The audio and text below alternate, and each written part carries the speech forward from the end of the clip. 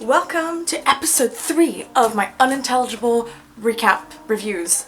I'm gonna learn the title of my own show at some point. And today we're doing episode 3 of the 7 by Dimension 20. Today, I'm drinking this bubble tea. I'm not sponsored, but shout out to Joe's Tea, my favorite bubble tea place. I haven't gone there in a long time.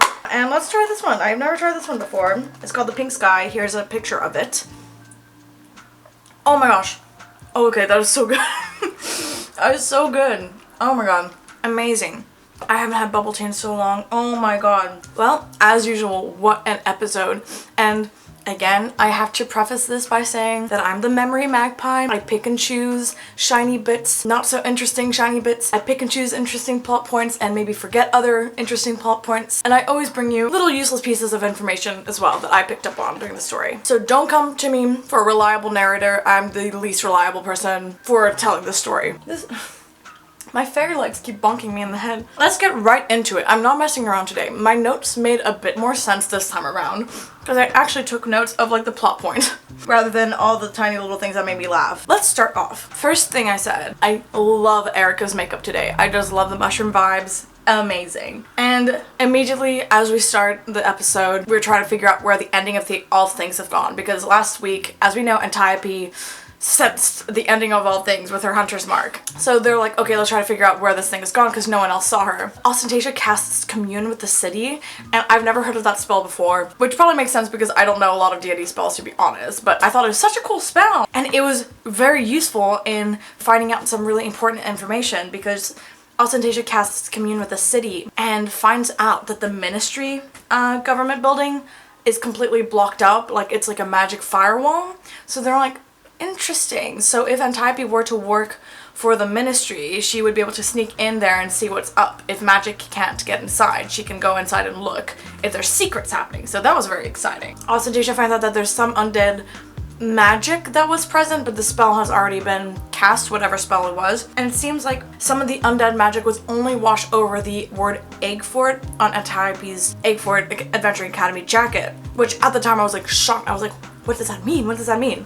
But we have a theory why. I'll get up to that in a minute. But yeah, it was basically the spell was kind of like a divination spell. The ending of all things was probably trying to cast a spell to find out more about Antiope. So that got the girls stressed. And then Penelope remembers something really important, which she came in clutch because I didn't even remember this. When they first encountered the ending of all things, the only true thing that they had told her was that they'd gone to Eggford Adventuring Academy. So she obviously cast the spell because she recognized Eggford Academy on Antiope's jacket. So they're like, oh fuck, because that's the only true thing they told her. So it's the one thing that she can latch onto if she's trying to find shit out. So that was clutch, Penny. Yelle also cast like a perception check or something, I don't know what. But again, she was not getting bad vibes from this ending of all things. Though they did say, as a side note, they're like, Yelle doesn't usually get bad vibes from anything. So this kind of results like when she tries to tell the gang like, guys, it wasn't bad, they don't really believe her because she's always so chill, which is kind of hilarious. She's like, no guys, it wasn't a bad vibe, it was just, you know. And everyone's like, she tried to cast a spell on Antiope, like, stop it. So I thought that was pretty funny. And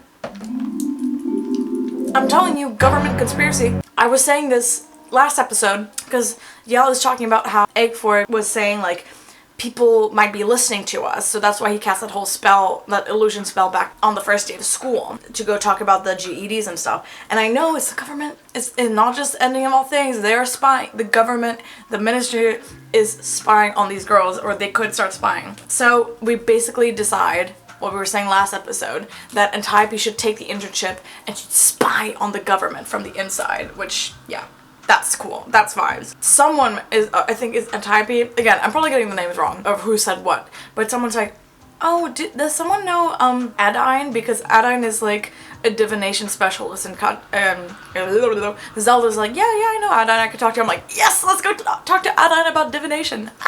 But we don't see her this episode. Spoilers. So there's this whole bit where they like go to like Slappy McFinnigan's to like discuss before Antiope goes away, because like they're basically celebrating Antiope getting her internship. Katja immediately starts freaking out because the waiter is a centaur and she starts acting really weird, and the centaur guy's like, I have to throw you guys out because I'm not a horse, I'm a centaur, like stop being like Anyways, they get thrown out, so they have to go to another place. And then Sam keeps saying, guys, what are we celebrating? Why are we celebrating this? Why is this something to celebrate? I'm like, Sam, I know you're mad, but shush.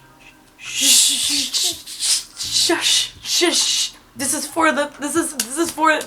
helping out for the GED. This is helping out for the GED. So they end up at Slamburger.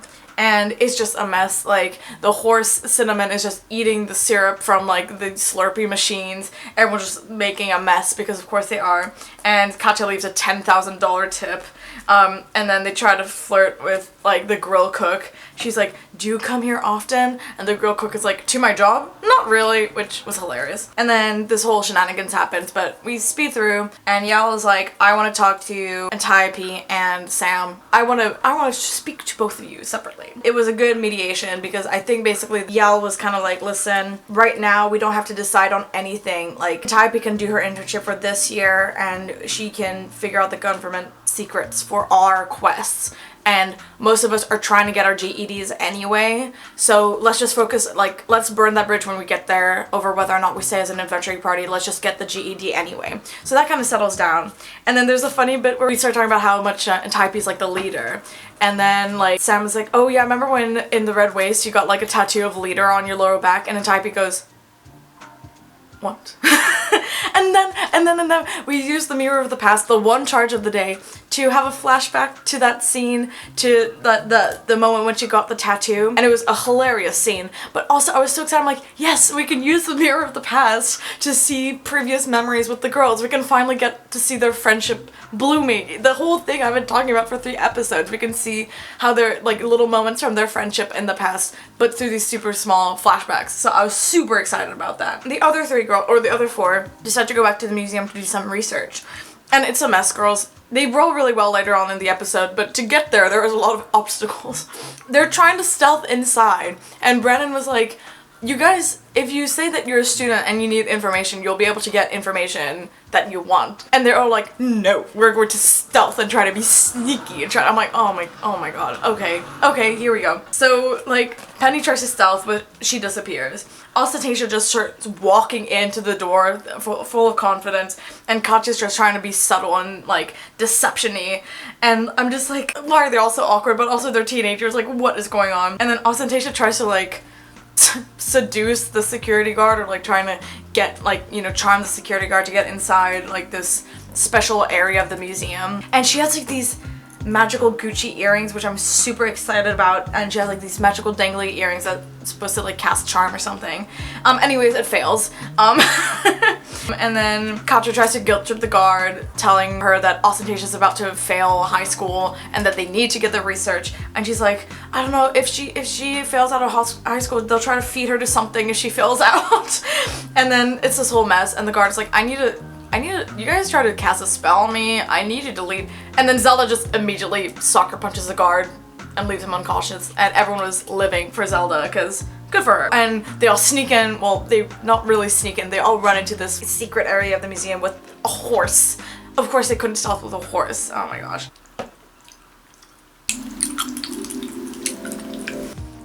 So then we cut back to Sam and Yelle and Antiope, who are all gonna spread out and do different things too. And Sam is like, I'm gonna use my showbiz connections to see if I can get anything about Tectonia. And then she's like, or I could reach out to my mom. And stress.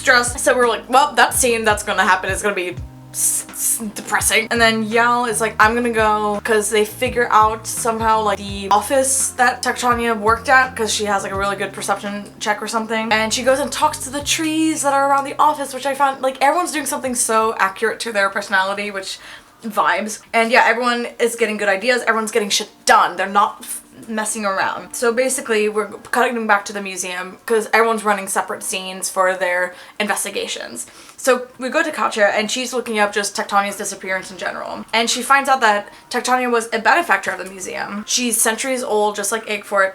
And again, she likes to study the magic of consciousness, using consciousness for the working of will. So, like, I did not explain that well. So how to use consciousness to activate willpower.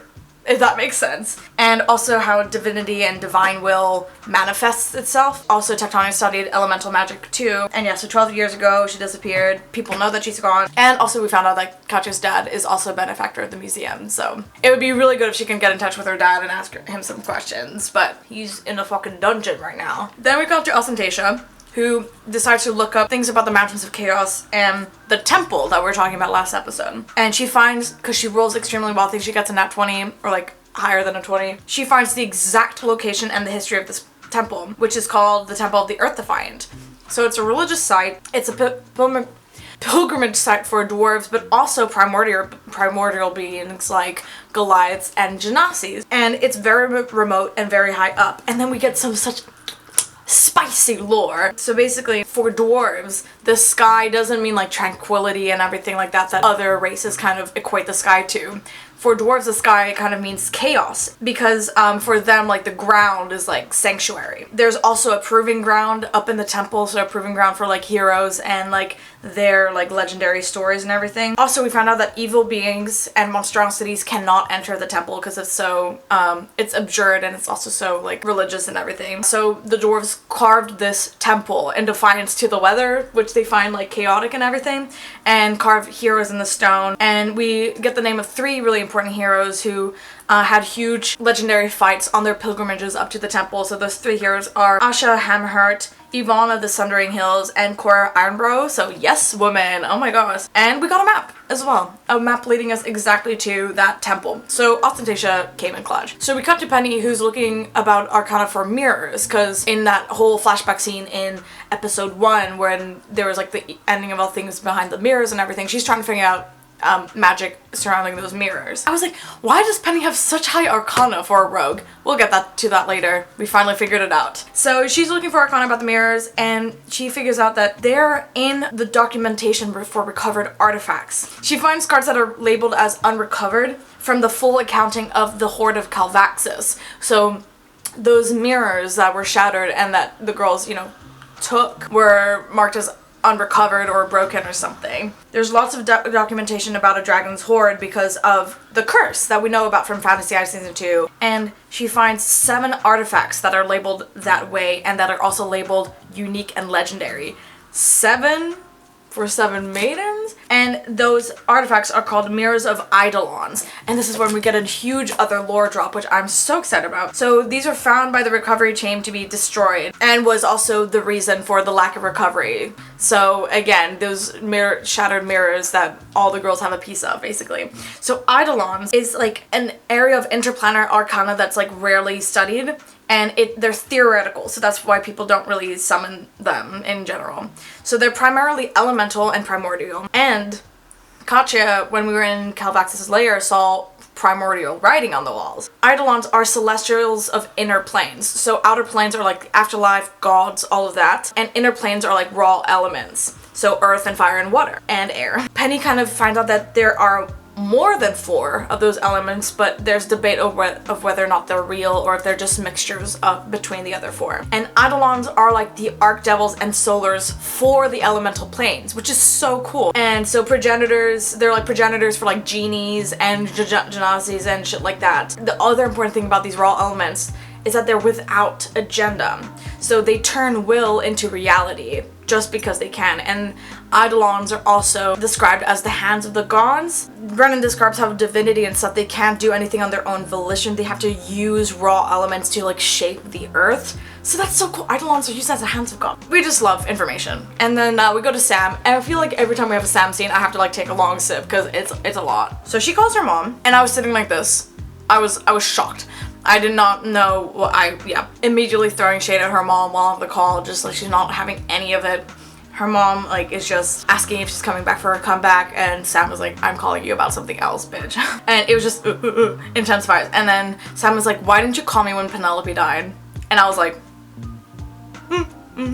call her out. And then because the first thing that her mom said when she picked up the phone was, did you hear about Penelope's parents divorcing? And Sam was like, how is that the first thing you say to me? And also the music was good, so I was like shaking my ass, but also was like it was wild. And then Also, because basically she gets her mom to send her a contact who might have been in contact with Tectonia, and the notification of the contact sharing gave me a visceral reaction because it was the same exact sound effect that they used during Mice and Murder for when Brennan would send another player like a secret. So like I immediately had the reaction of like, look at the screen, see if this, oh, it's the wrong campaign. Anyways, I wanted to say that I can't really say much about the scene. It was so intense. I didn't really write much about it because I was just shocked. So it was really intense, so you should see it yourself. And yeah, so Lola Embers is the contact, and she's an agent. And then Sam's like, I'm just gonna call this Lola Embers without a text first. And as soon as we call her, I was like, I'm obsessed with Lola. She's amazing. She's like, as soon as she calls, she's like, oh my god, I've been waiting for this phone call for so long. And Sam's like, are you okay? It sounds like you're running. She's like, yeah, my dog I just lost my dog. I'm looking for it. So she's like running, but she's also like, girl, tell me like, you know, when are you ready to do comeback? So like she's having this like conversation while she's like running for her dog. She also knows everything about Sam, about like them trying to get her GED. Like she knows everything about her already, which is wild. And she's a fire genasi, which exciting. And she said that she met Tectonia in a support group for Genasi women, which I was so excited about. It's basically like networking and brunches, which I'm like, what? And basically Lola says that she witnessed some drama at a party because basically this woman who is really looking uptight, I was like, Charity Blythe, that's Charity Blythe. She's like, yes, this woman is like giving Tectonia like dirty looks. And I know that both of them worked in government, so it might have been some weird government feud. And we're like, something happened between Tectonia and Charity Blythe that was salty. And Sam's like, I'm just gonna go find Lola and help her find her dog. So she finds her dog. The dog's in a lake, but it's completely fine. And then we see a description of Lola, and he's describing her, and Brennan's just like, yes, Lola has funky jewelry.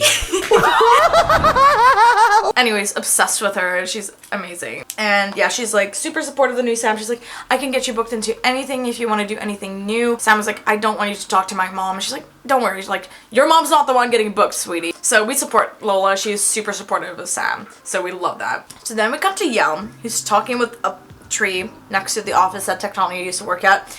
My first note is, oh my god, sexy plant.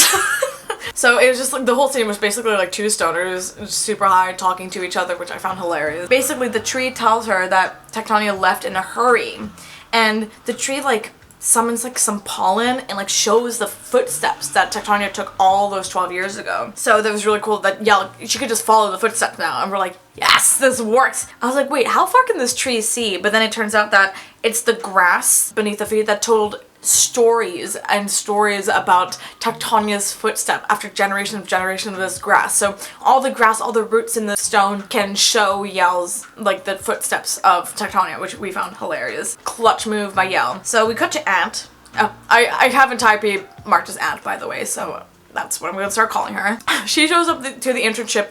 She's not wearing a shirt because back when Ostentatia cast Commune with the City, where she saw the magic on her shirt with the egg fort thing, Antiope like literally threw the shirt away and set it on fire because she didn't want any magic on her. But she just shows up with no shirt, is trying to invisible her tramp stamp with pass without a trace. And I'm like, that's not, I don't know if that's how the spell works. Basically, she can get through like the government building, the ministry building super fine because again, she can use her last name. She's like Antiope Jones, and obviously people know she's gonna start an internship there, so it's really easy for her to like get in. And then we meet Charity Blythe's assistant called Preston, and Antiope's like, can I please have a shirt, please, to start my internship?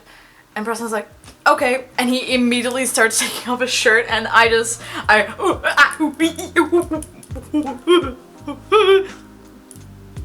the art got me acting up, okay? And he just has a large chest tattoo, and Charity Blythe does not seem surprised at seeing the chest tattoo. Office affair, I was just saying, I don't care about this government conspiracy anymore. I want to know about this office affair immediately. Give me 3 seasons of this. Basically, we go and talk to Charity Blythe, and Type's talking to her, and we get some details about what her internship would be like. So she would be working with the Ministry of Adventuring. So it's the government response to the adventuring industry, which is the largest export of solace, which is their adventuring parties. And I love the lore, I love it. This ministry also interfaces complex interrelations between different councils and tries to foster pro-adventuring attitude to other like countries by keeping accountability and making sure the adventuring schools are on par and equipped to represent Solace. And I was immediately getting bad vibes. I'm like, seems like a lot of control over these adventuring parties. Basically, Antiope would be providing security to the bureaucrats, and if she decided to do 2 years of internship rather than just this 1 year, so if she were to quit her adventuring party in the second year, basically, she could be working for security details, enforcement of bylaws, or fancier stuff called ipsos custodes, which are called who watches the watchman. So adventurers watching other adventurers. So basically, like a snitch, which is what Antiope says. Enforcing accountability through snitching. These snitches also use divination magic on these adventures, so there's just no trust whatsoever, and it's just like stress. I'm telling you, government conspiracy. I was saying this the whole time.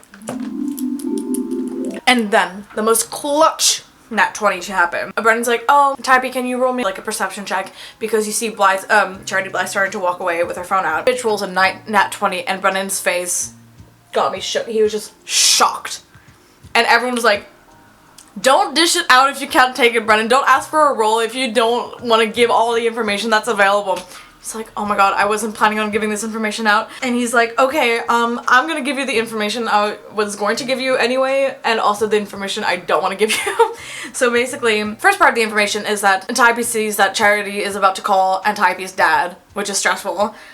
Real snitch energy. And then Antiope notices that Charity Blythe's work computer is unlocked, so she can spy some freaking government secrets. So Antiope starts looking, and Tectonia's file is open, and she sees a name of an object called the Legendarium Extraordia, which is a unique artifact that is used to track quests happening in the world. Basically, we connect that to what we saw Tectonia holding in that in the detect thoughts that Danielle had when she was detect thougtsing Charity Blythe. So Tectonia stole this object, the Legendary Extraordinarium, and apparently she had top level clearance at the Ministry, otherwise she'd not been able to steal it. And they marked Tectonia for assassination. And that's why she's running to the fucking temple, because she's an Earth Genasi, so she's running to a temple where she'll be safe from anything, safe from like divination magic. So she's escaped, and then she's hiding there. The Ministry does not know where she's gone. They don't know where she's gone. They know she has this object, but she doesn't know where she is. The plot thickens, is what I'm trying to say.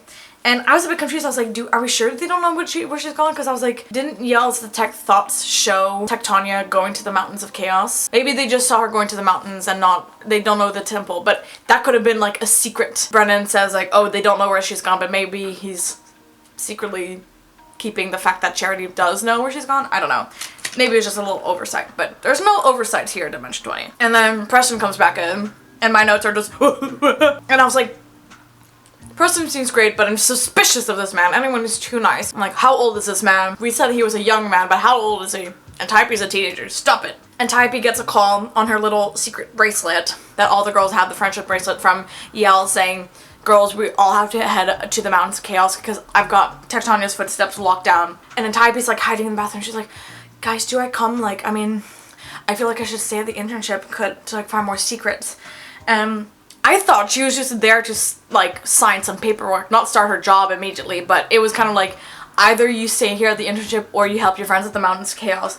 And I was also like, girl, like people might be spying on you in the bathroom, like be quiet, be quiet. And Katja's like, girl, just lie and say that you have diarrhea and you can't come on the job. And Abria rolls a nat 20 on deception. She makes a stinky sound, stinky stink with Druidcraft in the bathroom, and she comes out. She's like, Charity, can I go home? And Charity's like, yes, please go home, because nat 20 deception on her having diarrhea. We love to have that. And Preston comes in, and Antiope's like, no, I don't want him to know that I stanked up this place.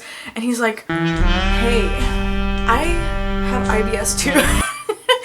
I know what it's like to have stomach problems, and I was clapping my hands too. It was so funny. I was like, but how old is he? Stop flirting with her if she's a teenager. Anyways, Bria starts running towards where her friends are, at the edge of Bassin City. And Brennan's like, how does Antiope feel about running away from what her parents expect of her? And Bria's like, correction, I'm not running away, I'm running towards the thing I want most in this world. I'm like, yes, work. And I was like, girl, do they need to get a bus or something? Because we're just running across the city, ma'am. It's so cool because like the footprints are like bouncing off like a radar from like all the roots under the ground. It's like really, really cool.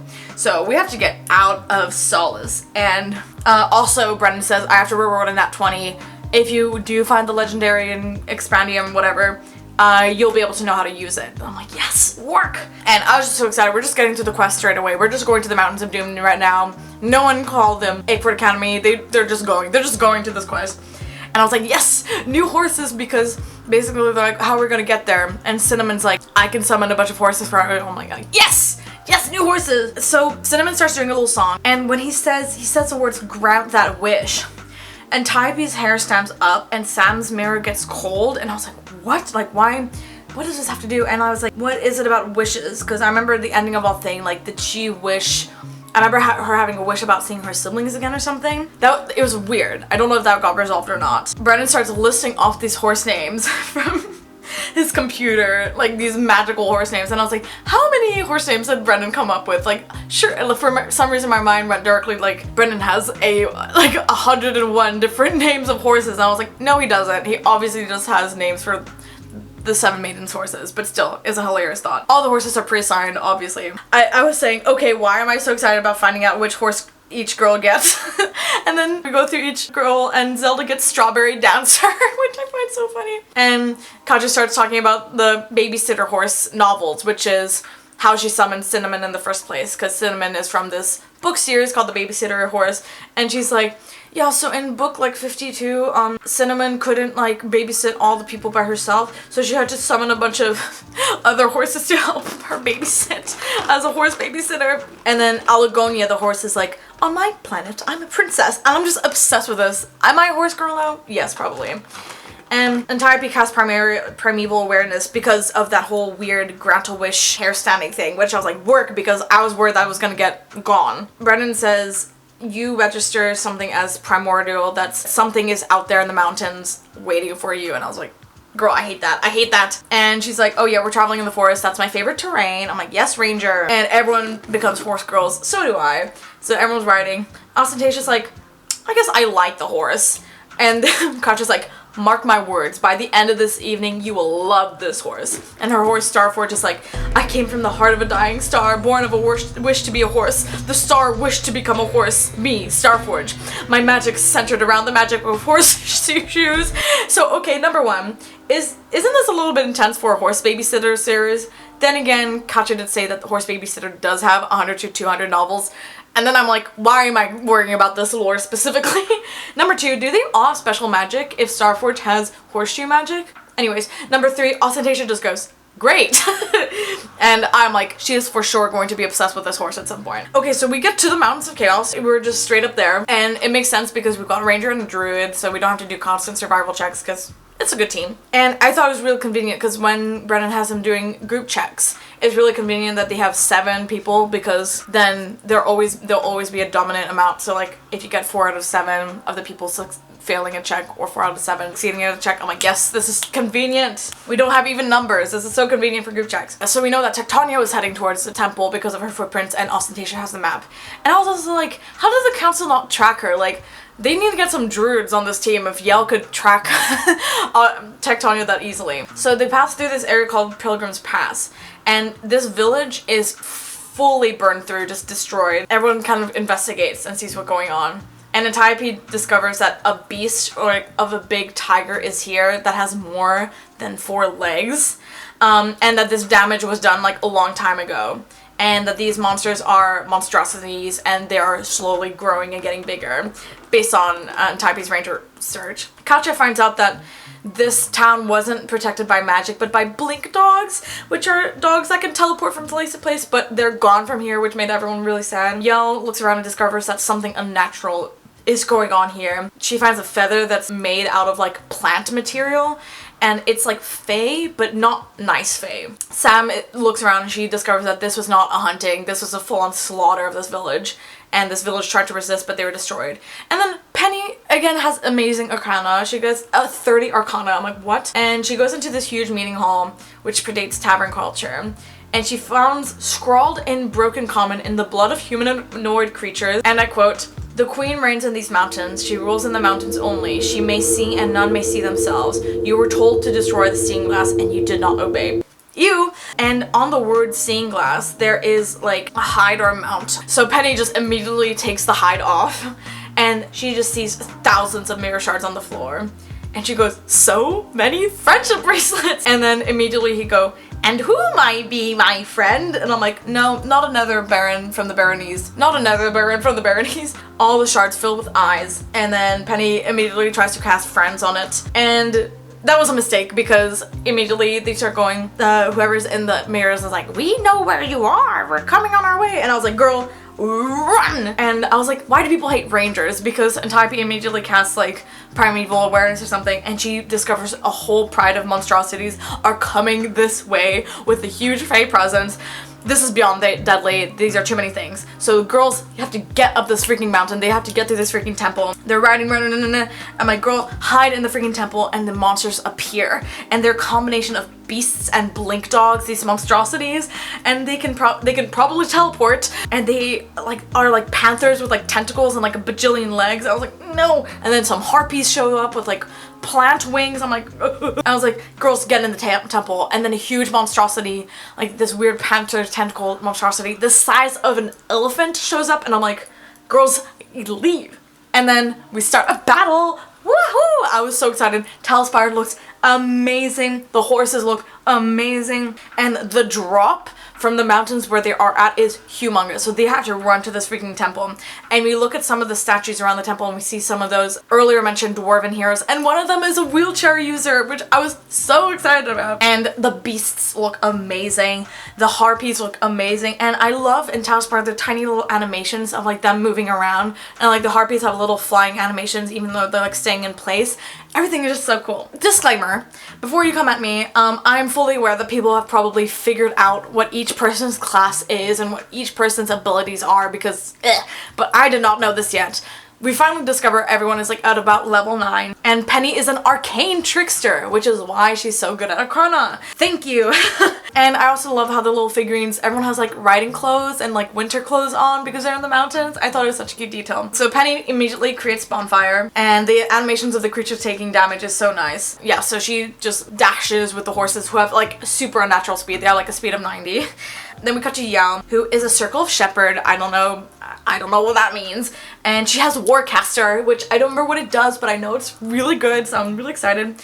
And then Yelle comes in clutch. So she casts Conjure Animals with challenge rating 1/4 animals, and I don't know what that means, but she just casts a shit ton of geese. Just a bunch of geese. And there are geese figurines in this game in Talspire, which I find hilarious. And they have raptor stats with pack tactics. So they're OP basically, but they're just a bunch of tiny geese. And Yelle also casts Bear Spirit, and she calls on the spirit of tiny, like rather than a big bear, she calls on the spirit of like tiny things like ants that can carry large shit on their backs. And I'm like, that's such a cute detail. I love Yelle's magic. She cares about the tiny things in nature. And everyone gets temporary hit points. The geese get temporary hit points, so do the horses. I'm like, how many people can get these freaking temporary hit points? I'm like, ugh. She's just overpowered because she has like magic summoner feat or something as well.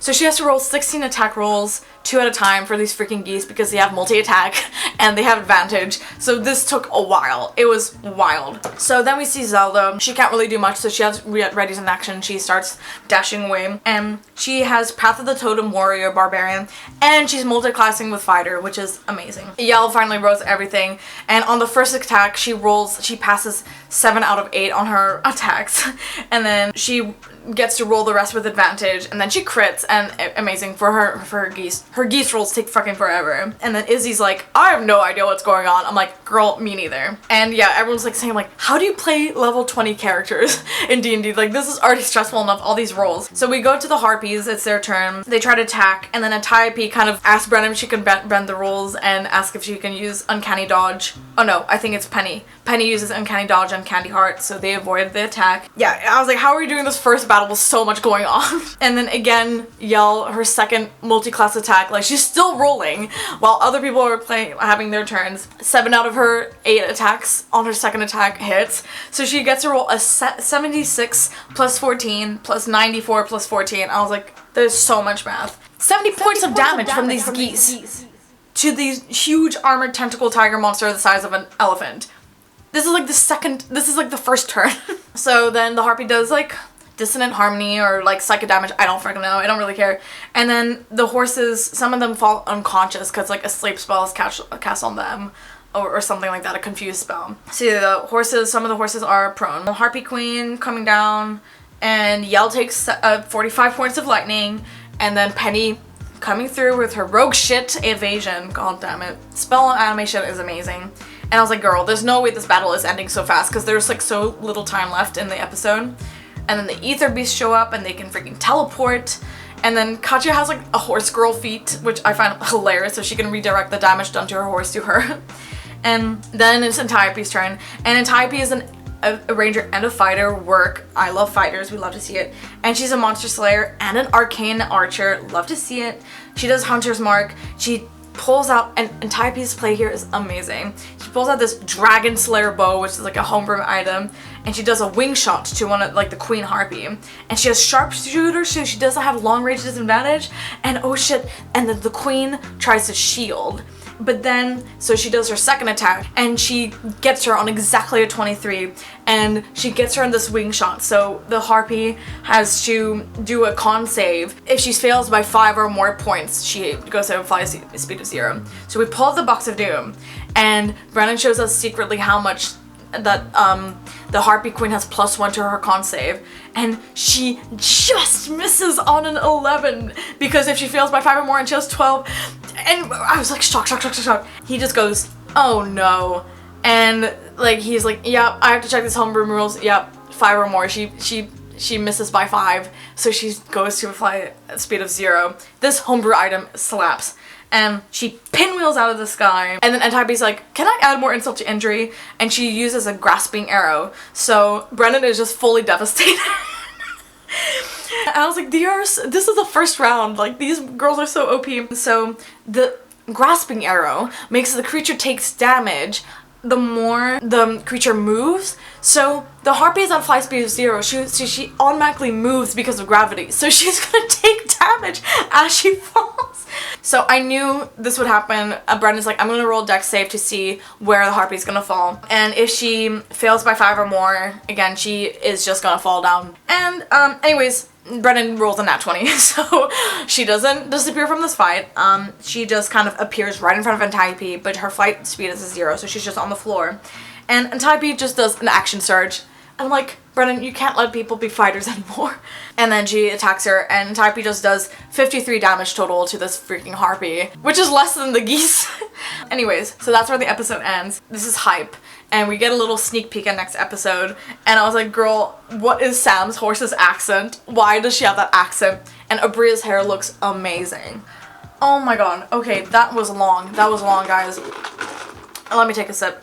Again, this was a portion where I give my opinion. Again, I mostly gave my opinion and theories throughout the notes anyway. I really can't think of anything. I think this was long enough, so we might not do an opinions place at this time. An opinion segment right now. Again, everything is so good. The plot is thickening. So much is going on. I can't wait to see the next part of this fight. I just want to see everyone's abilities. Anyways, as always, comment down below. Next week, I forgot to do it this week. Next week, make sure to come down to my Instagram. I'll put like a little answers box, and you can ask me questions you want me to answer during my next recap pertaining to the episode, if that makes sense. But yeah, that was wild. That was actually wild, guys. So good. So good. This freaking series is so amazing. Anyways, that's about it I've got for today. I gotta sit down and edit this, man. Anyways, it's your big thigh Gemini signing out.